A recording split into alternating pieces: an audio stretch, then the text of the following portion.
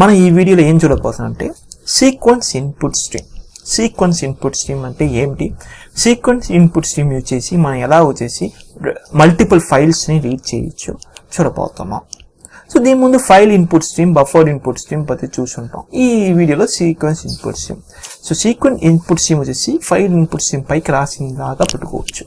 So using sequence input stream మనం ఏం చేయొచ్చు అంటే మల్టిపుల్ ఫైల్స్ నుంచి డేటాని మనం రీడ్ చేయొచ్చు. సో మల్టిపుల్ ఫైల్స్ అంటే అట్ అ టైం రీడ్ అవుతుంది సీక్వెన్షియల్గా. సో ఫస్ట్ ఒక ఫైల్ రీడ్ అవుద్ది, అండ్ దెన్ ఇంకో ఫైల్ రీడ్ అవుద్ది, అండ్ దెన్ ఇంకొకటి ఫైల్ రీడ్ అవుద్ది. సో ఫైల్ 1, ఫైల్ 2 రెండు ఫైల్ ఉంది. File 1.2ext, file 2.txt. ఏం చేస్తున్నాడంటే ఫైల్ ఇన్పుట్ స్ట్రీమ్ ఇన్పుట్ 1 ఆ ఫైల్ ఇన్పుట్ స్ట్రీమ్ని క్రియేట్ చేస్తుంటాం, ఇన్పుట్ స్ట్రీమ్ ఆబ్జెక్ట్ని. అండ్ దెన్ ఫైల్ 2కి ఇన్పుట్ 2 ఆబ్జెక్ట్ క్రియేట్ చేస్తుంటాం. Next sequence input stream create చేయాలంటే sequence input stream, sequence input stream కూడా object, and then new sequence input stream. ఆ రెండు ఫైల్ ఇన్పుట్ స్ట్రీమ్స్ని పంపించాలా, ఇన్పుట్ 1, ఇన్పుట్ 2.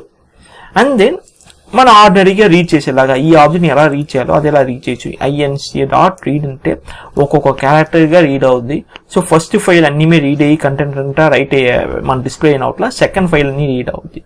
సో ఎప్పుడు -1 అవుతుందంటే ఫస్ట్ ఫైల్ రీడ్ అయ్యి కంటెంట్స్ అంటే డిస్ప్లే అయిపోద్ది, సెకండ్ ఫైల్ రీడ్ అవుద్ది, సెకండ్ ఫైల్ కంప్లీట్ అయ్యి ఫైనల్గా వచ్చినప్పుడు -1 వస్తుంది. సో అప్పుడు చేసి ఈ లూప్ ఎగ్జిక్యూట్ అయ్యేది క్యాన్సిల్ అవుద్ది.